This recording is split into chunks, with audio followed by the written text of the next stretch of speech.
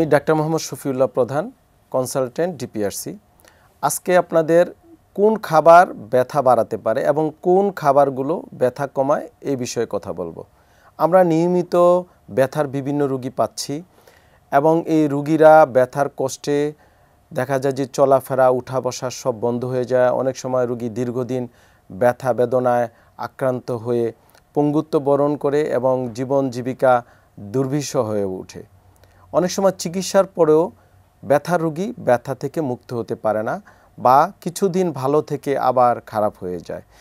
এর জন্য অন্যতম একটি কারণ হতে পারে খাবার। আমরা যদি শুরুতেই বলি যে খাবারগুলা ব্যথা বাড়াতে পারে, এই খাবার সম্পর্কে যদি রোগীরা সচেতন থাকে তাহলে অনেকাংশেই এই রোগগুলা বা ব্যথা থেকে সে মুক্ত থাকতে পারবে। স্পেশালি সকল মিষ্টি জাতীয় খাবার, যে মিষ্টি জাতীয় খাবারের মধ্যে বিভিন্ন প্রসেস ফুডগুলো আছে, দোকান থেকে কেনা মিষ্টি, চিনি, সাদা চিনি বা অন্যান্য যত সুগারি খাবারগুলো আছে, এই খাবারগুলো শরীরে আমাদের প্রদাহ বা ইনফ্লামেশন বাড়াতে পারে। সো এই মিষ্টি জাতীয় খাবার, বিভিন্ন প্যাকেটজাত খাবার, ফাস্ট ফুড এবং অতিরিক্ত ভাজা পোড়া চর্বি জাতীয় খাবার ব্যথা বাড়াতে পারে। বিভিন্ন প্রোটিন আছে, স্পেশালি লাল মাংস, যেমন গরুর মাংস, খাসি মানে চার বা পশুর মাংসে ইউরিক অ্যাসিড অনেক সময় বেশি থাকে।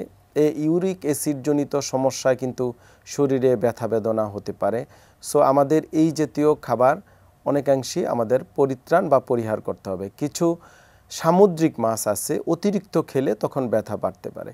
কিছু শাক আছে, যেমন পুঁই শাক, এই সকল শাক এবং কিছু অন্যান্য আপনার ভেজিটেবলস আছে যেটা অনেক সময় ব্যথা বাড়ে। তবে আমি বলবো যারা যেই খাবার খেয়ে শরীরে ব্যথা বাড়ে সে কিন্তু নিজেই বুঝতে পারে, বা যে খাবার খেলে তার অ্যালার্জিক সমস্যা হয় সেই খাবারগুলা রোগীরা পরিহার করলেই ব্যথা থেকে অনেকাংশে সুস্থ থাকতে পারে।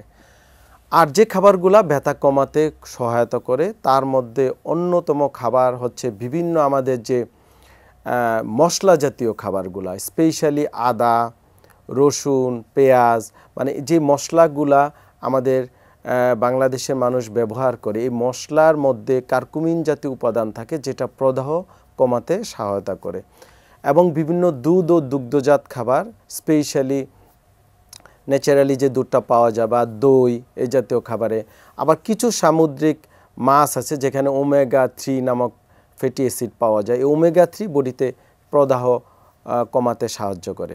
তো সেই ক্ষেত্রে রুগীর মতো করে আপনাকে আইডেন্টিফাই করে নিতে হবে। আমরা হয়তো বললাম যে আপনার এই খাবারগুলা খাবেন না বা এই খাবারগুলা খাবেন, তার চেয়ে বেটার রুগী কিন্তু নিজেই যখন যে খাবার খেয়ে তার প্রবলেমটা হয়, ব্যথা বেড়ে যায় বা যে খাবারগুলা খেলে ব্যথা কমে, তাকে ন্যাচারালি ওই খাবারগুলোর প্রতি বেশি মনোযোগ দিতে হবে। ধরেন একটা প্রোটিন খেলে আপনার ব্যথাটা বাড়ে, তো আপনি সেই প্রোটিনটা ধরেন মাংস, সেটা বাদ দিয়ে আপনার বিকল্প মাছ খেতে পারেন প্রোটিন হিসাবে। সো এইভাবে আপনাকে ব্যালেন্স ডায়েটটা আপনাকে মেনটেন করতে হবে, যেহেতু আমাদের ব্যালেন্স ডায়েটও প্রয়োজন। আর পাশাপাশি ব্যথা বেদনা থাকতে রুগী যেহেতু খাবারের উপাদানে ভেরি করে, সেই বিষয়ে একটু সচেতন হলে আপনারা চিকিৎসার পাশাপাশি ব্যথামুক্ত থাকতে পারবেন।